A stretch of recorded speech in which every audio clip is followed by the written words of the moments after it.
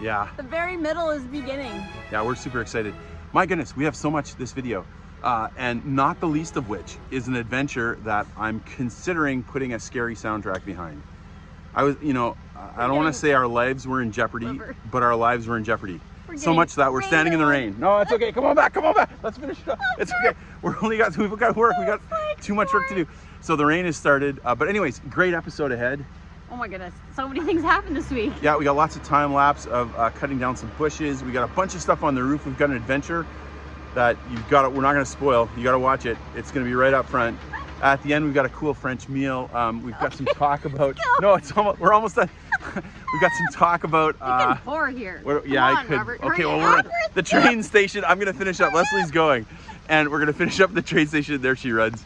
Also, some huge news about our lives and the faculty and residence house that is significant. So it's towards the end. If you're really in this, you should stay and watch that. In the meantime, enjoy this. We got some great clips. Thanks for coming along. You guys are working, doing a great job, being careful. And they said I can go up next week. I'm gonna go up on the roof. Whoa! Yeah, it's just so fun to watch the progress. Isn't that looking great? See if I can zoom in a bit for you. Yeah, I just love that. It's gonna be so awesome to see this done.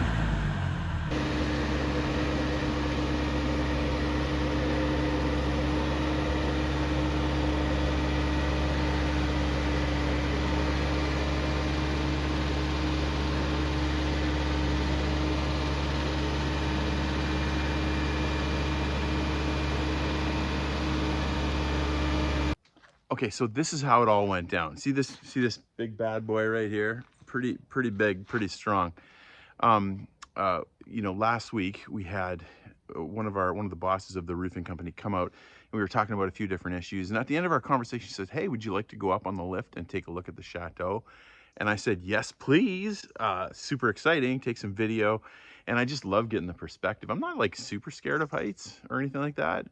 You know, a little bit. I mean, anytime you're a big guy, you're a little bit nervous, you know, because, you know, when you're on a ladder, you don't want the ladder to break, or even with a big device like this, you're like, you know, you get a little bit nervous. But I thought this is going to be fantastic. So the next week came, and I got my security gear on, and we jumped in, and I was ready to, you know, I had that camera ready, and we started going up.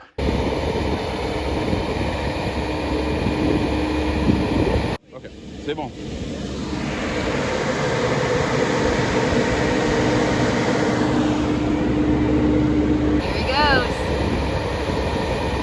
Loving every minute of it. Biggie.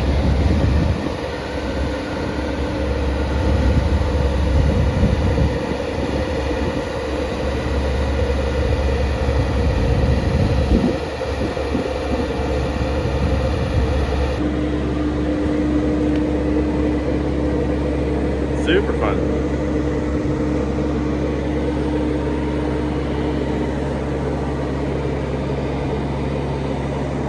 Ah, bien.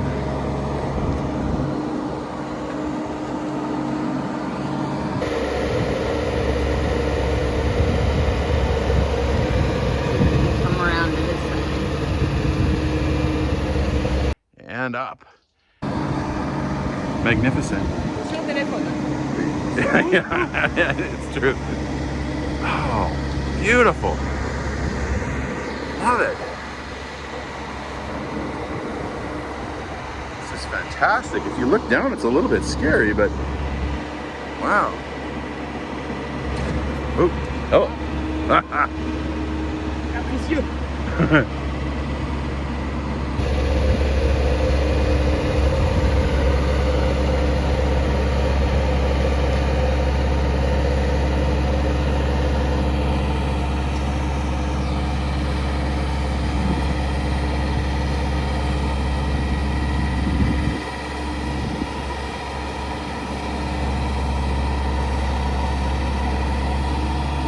See how small the dog is, and there's a worker right here. You'll see how short he is and how high they are. And up. The machine is amazing.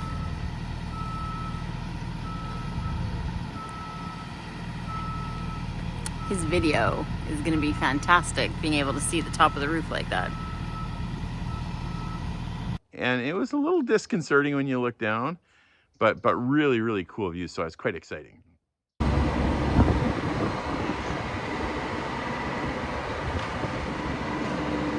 Wow. Yeah. So great. Other than the fear of certain death. Ooh, that looks good. Oh. As we started to get to the top, you could feel the wind blowing, and this is a tall device, 30 meters. That's just 1 foot short of 100 feet. Now, we weren't up at the top, but we were probably 70, 80 feet high. I mean, you can see in the videos, we're way up there. And not only that, we're a long ways away from the chateau. So somehow, if you're closer to the chateau, you feel like if it tipped or something, you know, you'd hit the chateau and you'd be safe. But we're just standing up there in the middle of the sky and feeling a little bit disconcerting. Ah, yeah. Orange? Oui. Yep, take it off. Yep. Oui. On est lourd. Pardon. On est lourd. Okay. Then suddenly the engine turns off and red flashing lights start blinking and warning lights go off. So we have a little red light. And it's saying too much of a load, too high, which makes you a little nervous. Non! Redonne-moi les commandes! And I took a look, and you could see that the device was saying we're overloaded and we're too high, and the device is potentially going to tip. So as a safety measure, it just shut down. And you're like, okay, that's great. That's great that you have that little internal device that was sensing that you were close to tipping. That's good. We don't want to tip. But on the other hand, you know, how do we get down? Not exactly sure if they're just stuck up there or what's going on. But they're kind of hanging in midair, which is a little interesting.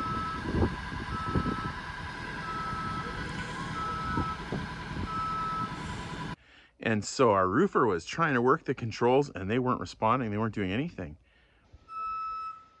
Oh my goodness, they are literally stuck up there right now. That's quite something. What are the chances?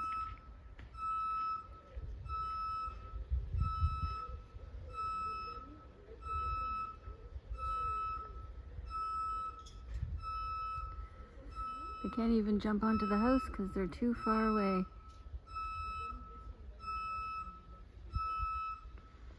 Oh boy. So eventually she started shouting to her friend, and they're shouting back and forth, trying to figure out what to do to try to see if there's some way to get this thing going again. And we stayed up there what felt like forever. Well, they're trying it. Let's see if it happens. Oh, no.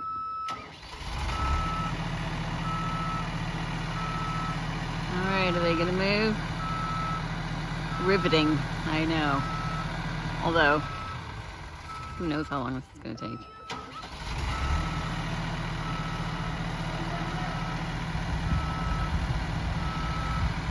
Well, this is something. They take the owner up and they can't get him back down.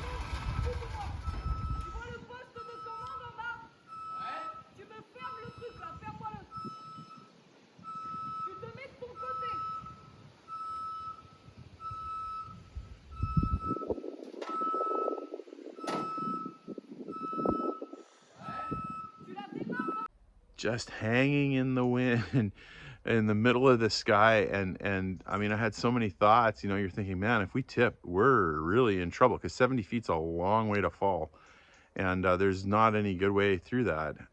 Then secondly, I was thinking, I really should be Facebook living this, because this would be really dramatic. And then thirdly, I was thinking all those TV shows that you know, decided not to put us on their TV show, they're gonna be regretting it right now. This could be great, especially if we had an accident. Not that I'm hoping for that. At this point, I'm wondering, is it gas?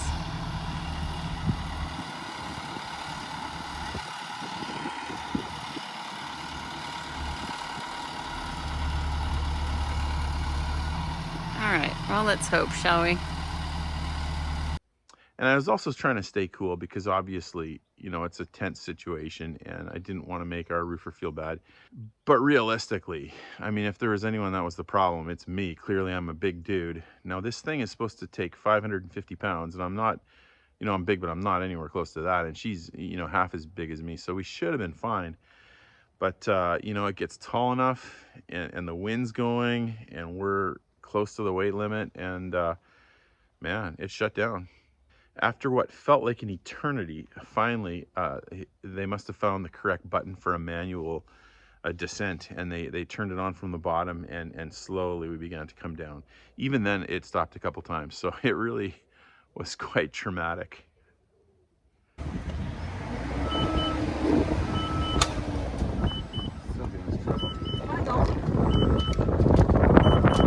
Capricieux. Ah non, bah vas-y, vas-y.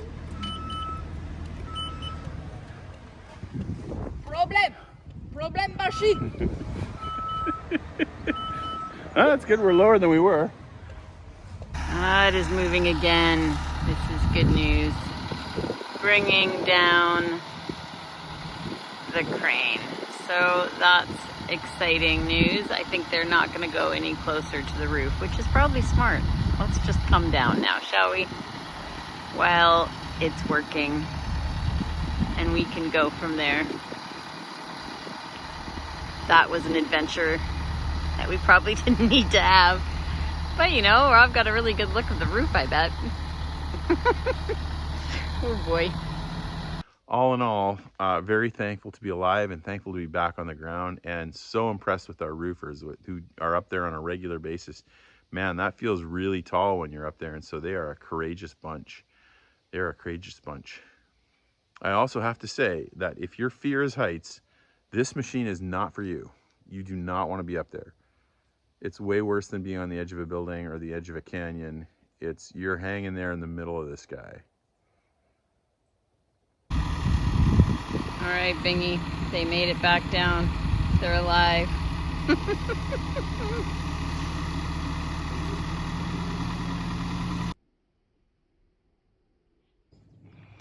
All right, ladies and gentlemen, 8:44 in the PM. And do you know what time it is? It is garbage Armageddon time. It's been more than a month since the students left the Château, and we always have a hard time keeping up with the garbage.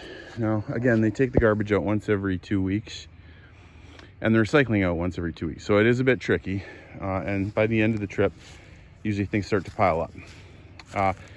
Now, there is a déchetterie, a garbage dump, that's close, and apparently I just found out today we can make 15 trips to the garbage dump for free, but not allowed to put recycling in there and not allowed to put household waste. So it becomes a little tricky. So this is what we're gonna do. By the way, this is not even all of it. There's a full bin out at the road right now, and then there's 2 more bins completely full over there. So what I'm gonna do for the next hour and a half, the glamorous life of the Château owner, is I'm gonna sort through each one of these bags of garbage. Everything that's paper is going in the fire. We're gonna burn it, it's paper, have a nice campfire. Everything that's cans is gonna get smushed and put in one of these bins. Everything that's plastic is gonna get smushed and put in another bin. And we're gonna try to be as efficient as we can. Garbage will stay in bags, and we'll find a place for that. Now, one more thing could help us. If you can see way over there, there's a massive green bin that the roofers are using. Now, we don't want to take advantage of them, but I did ask if we could put some of the roofers' garbage in there because they've been drinking drinks and stuff and having cans. And he said, yeah, no problem. So I might throw a couple bags in there, but for the most part, I want to respect their bin. And so here it goes. Time to get dirty. Whoo! All right, 90 minutes later. It's 10 o'clock. It's dusk here in France. And we went from 15 garbage bins and bags to, let's empty those, that, 3 bags and 4 bins, so that's 7. So we dropped about half. We dropped about 8, mostly bags. Now, unfortunately, there wasn't a ton of paper in there, so I couldn't burn a ton because that's a lot more fun. But we crushed all the cans. We And there was a ton of like drink bottles. Again, we have a lot of students drinking, pop and stuff. So I crushed those all, took the air out of all of them, and that took a ton of volume. Now, so there's all kinds of upside on this. Now that means we're going to get this probably within, my calculation is within 17 days, we can have all of our recycling and garbage gone. It would have taken more than a month before. So that's good news. And also there's less bags of garbage on the yard and in the house. I was, if you're squeamish, I dumped the bags into one of the pails and then sorted through it, burned the paper, crushed the rest, that kind of thing. And as I was getting to the bottom, I started seeing movement. I was like, ah, and sure enough, there's a little mouse in there enjoying a meal. So safe to say he will not need to come back into the house. So anyways, it's just the challenges of another country and garbage management, working with Canadian and American kids who are not used to managing garbage. So one of our initiatives, back earlier in the year was to bring Joy back to this job, and as part of that, I'm trying to work outside on Saturdays. But Leslie's sort of the designer and the brains of the operation, and so Leslie, this is a mess over here.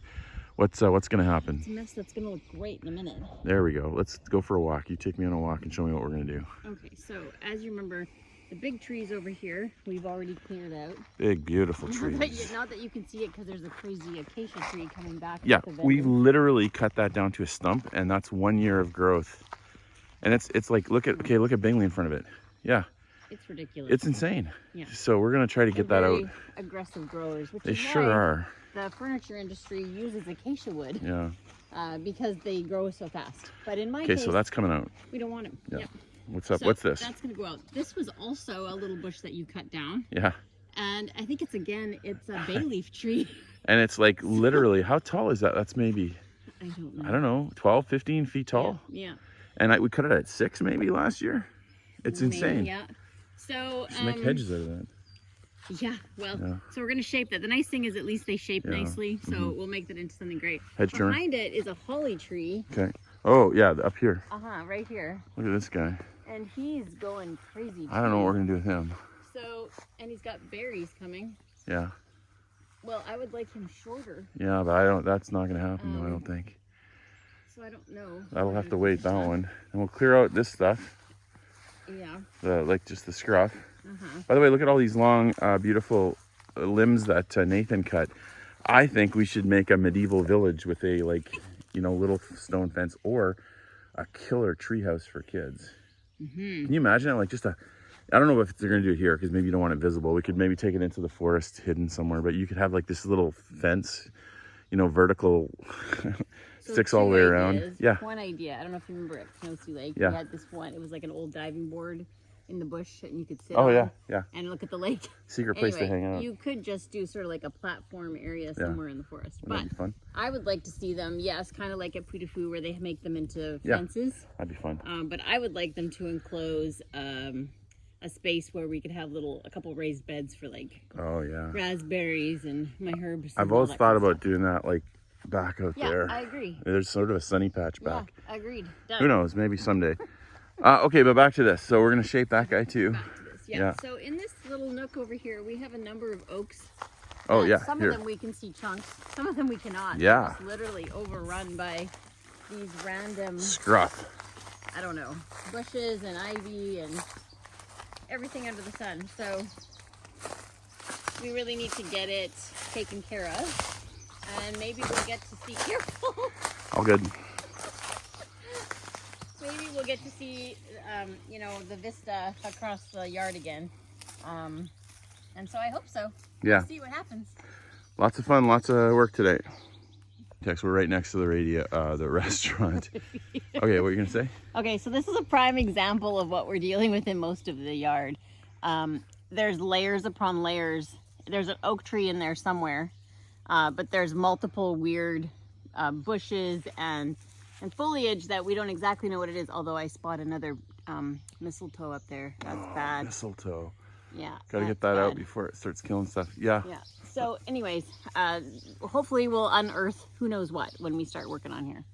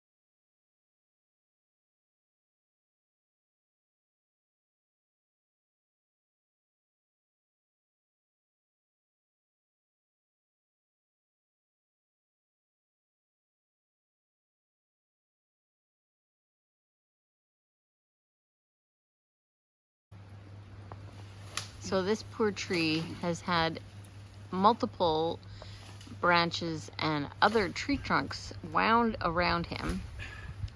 And Rob's literally trying to tug on it so that we can get it free again.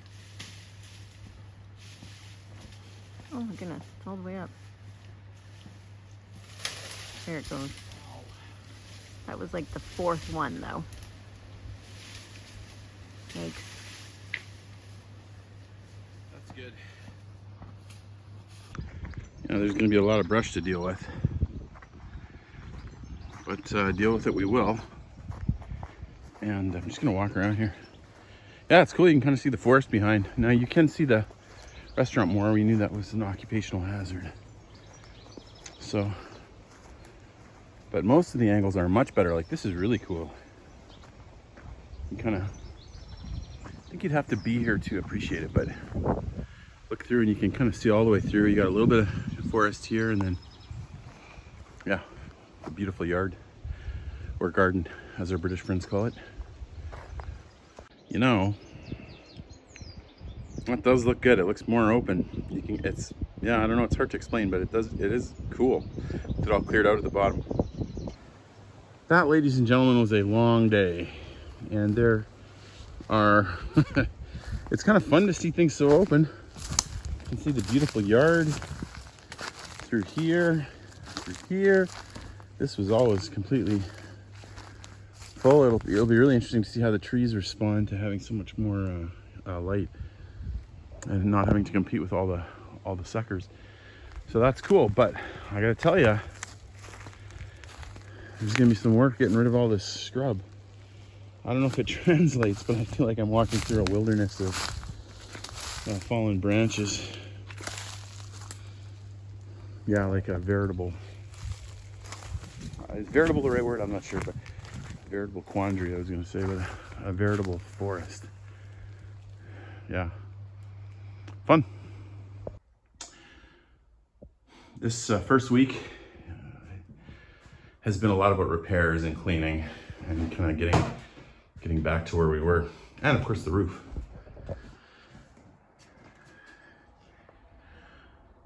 So today, my job is to fix this guy. This guy started leaking halfway through the session.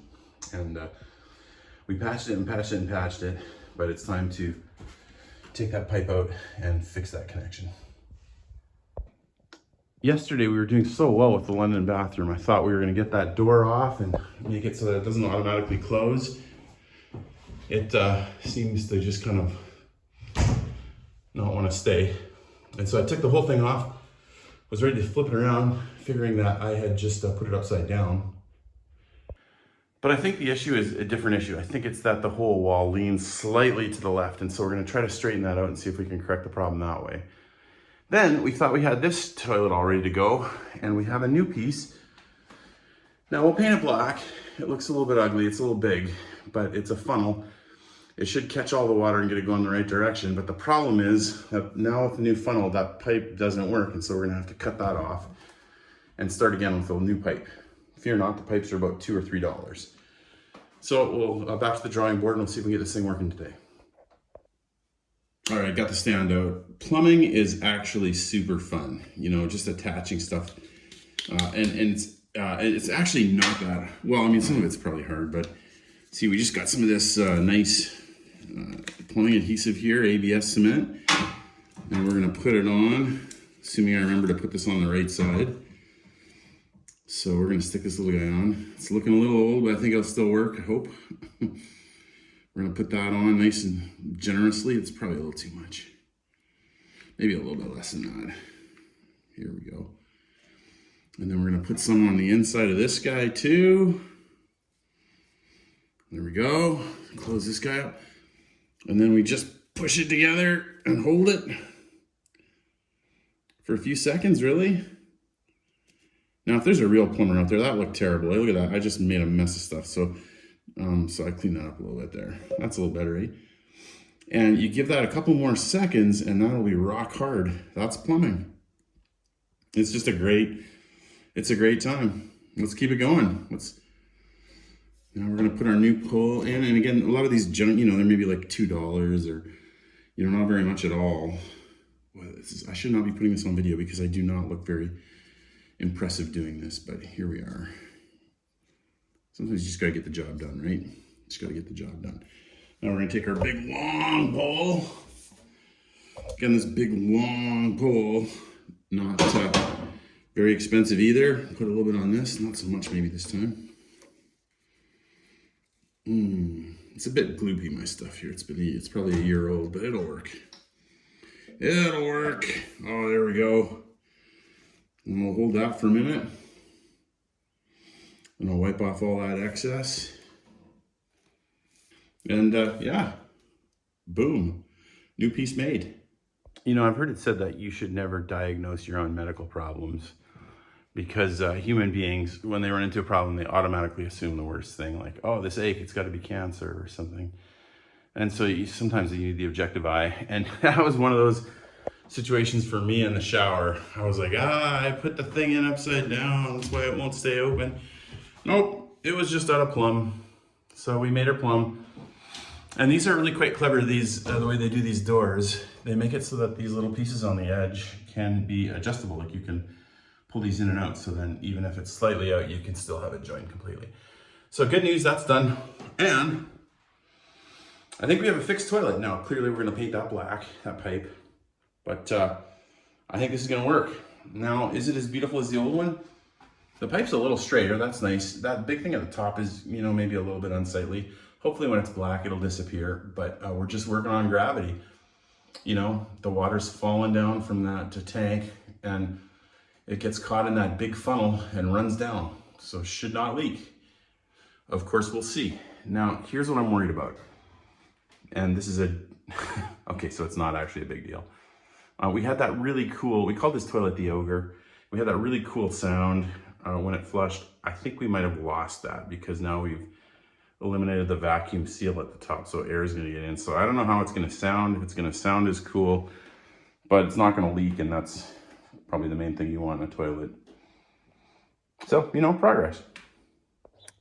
So this is kind of embarrassing. You know, a while back, this tractor just kind of stopped working, and it looked like the battery was dead. And so I took the charger out and I put the battery charger on it, and the charger said that the battery was good. And I thought, well, let's leave it on.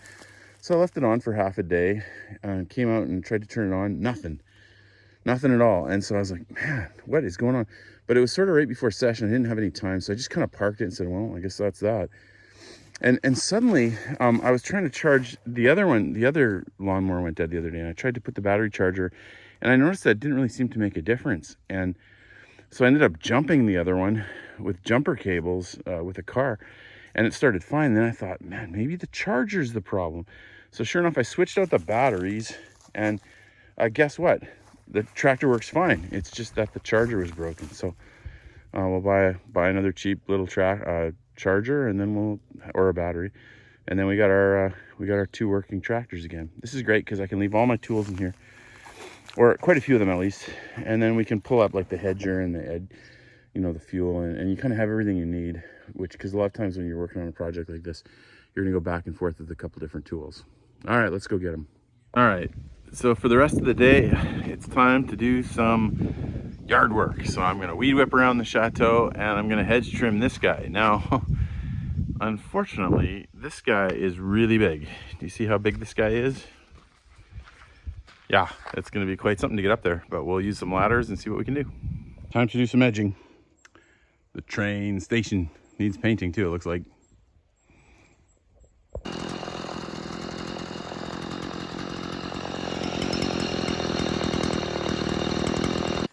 Not everyone on their property has an old train station.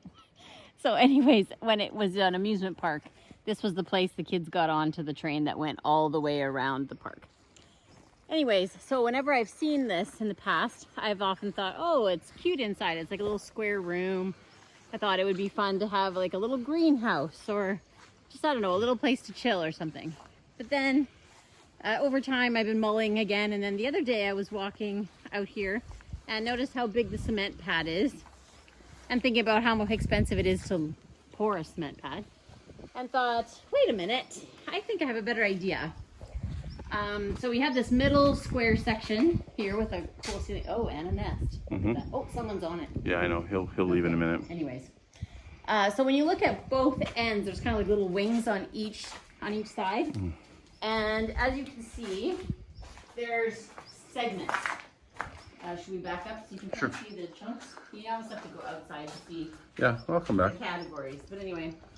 So on each side, there's five chunks. There's a middle section, and then 2 others, and then the back ends could be little patios.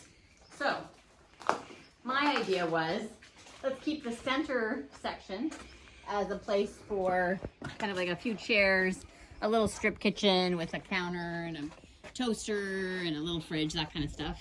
And then each chunk has a bedroom, a bathroom, and then a little patio space. So each end could be separate housing, but then in the middle they can kind of shared space, share kitchen, living room, and kitchen small K, Yeah. more like breakfast. So this would be maybe a staff. It could also, I think it could also be a great little dorm, because you easily have enough room for 2 bunk beds on each side, maybe even 3. Well, we would definitely bring it out to Yeah. here.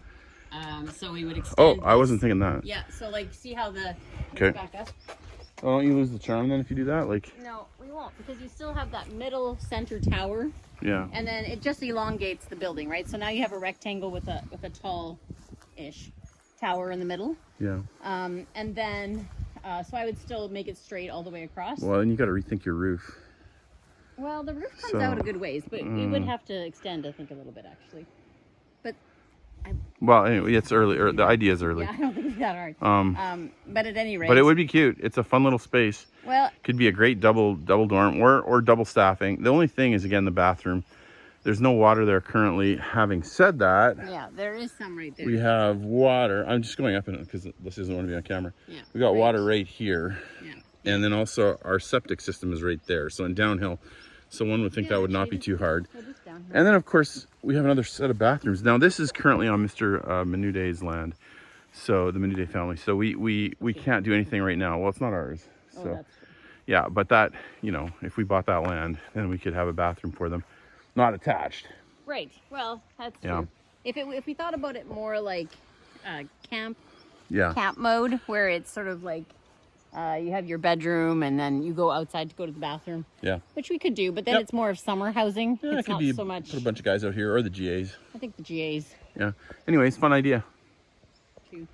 And this is a good little view for them in that space. Here again, my favorite mirror. You can see I call it the Sleeping Beauty mirror. Fun. I like the one underneath it, but the shutters are The closed. shutters are closed, but that's cool too. So Mr. Bingley, here we are out on the track. He loves to chase cars. Happily, he stays inside the fence. But you just missed the fastest sprint ever. He was trying to catch that car, to no avail. So when people join us for Loire Valley Study Abroad, I think one of the things they realize pretty quickly is that Leslie's a lady who knows how things should be done and works very hard to do them correctly and has ways of doing things. And so for people that are maybe more easygoing or not, I don't know, not too worried about stuff, they're kind of like, whoa, she knows what she's doing. But the thing is, you have to understand about Leslie, everything she does is for a reason, and she's very smart and very good and very diligent. So for example, we have leftover popcorn. What do we do? It goes into bags, sealed bags. Because if it's not, the mice come and they get into it, and then we get trouble all over the place. So, you know, we have rules for the students. Like we tell the students, you know, guys, food only in the kitchen, in the 2 kitchens, in the breakfast room. We don't let them take food into their rooms and things like that. And those rules are good rules, and they're smart because when you got a big house like this, you gotta stay ahead of it. But for now, popcorn. All right, well, it's a beautiful day. Not too hot, low 20s. That's low 70s for our Americans, friends. Not raining, not too windy. And it's, you know, mid-afternoon. And there's only one thing missing, and that is the roofers. Yeah, Friday, they just didn't come today. I don't know if Fridays are off maybe, or what's going on, but it would have been a great day for them to work. So it's rough. Oh man, we miss them, but I don't know. Maybe they're working on another job too. Guess you gotta be patient, right? So the upside of the guy's not coming today, and there's not very many upsides, but the little upside is I'm gonna go shut the gates. We got all this gear here, And I'll try to come around real slow. Since we always got guys coming in with deliveries and making work, you know, we've had to leave the gates open a lot more than normal. And I'm in the mood for having some privacy. And that is truly one of the great things about France, the whole tradition of, you know, closing your gates, and you just have a lot of privacy. And now that we got the electric openers on the other one, we'll just sit back behind the gates and come in when we want to. 3 days of relative security and privacy. We'll take it. Pretty much every weekend we hear the flapping of the tarps that have both come loose on the bottom. You know, it's kind of a bummer because they're almost done, like several sides, but then just like a few more, and I'm not sure why they don't just finish it up. It feels like that would be the right move, but I'm sure there's a good reason. It's all very complicated, no doubt. All right. So despite my whining on Friday, the next week came and the guys came back with a vengeance, working hard. Look at both those machines pulling stuff off the roof. This is just fun to watch.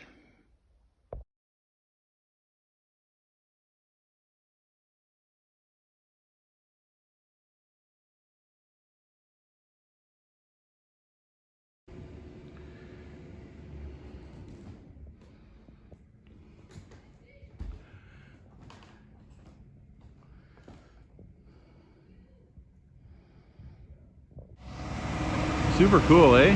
That is. You have to see the old roof all wide open. Wow. Yeah, And it's old. it does look old, that piece of it.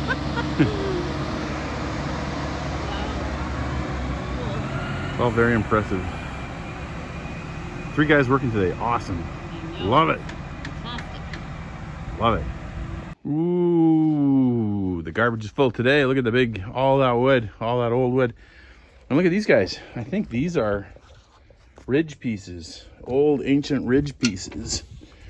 Kind of tempting to keep them. You can see, I think they, yeah, they bent the pieces around that. They bent the zinc where it was kind of a ball at the top. Cool. Last week's video was entitled Torn. And, you know, as we started, we didn't have a lot of time to get it up, but we talked a little bit about how difficult it was with our son's wedding, and we wanted so badly to be there, and we were there. And then also the roof getting fixed. And so we're kind of felt torn between North America and France. The truth is that feeling of tornness extends far beyond those 2 events.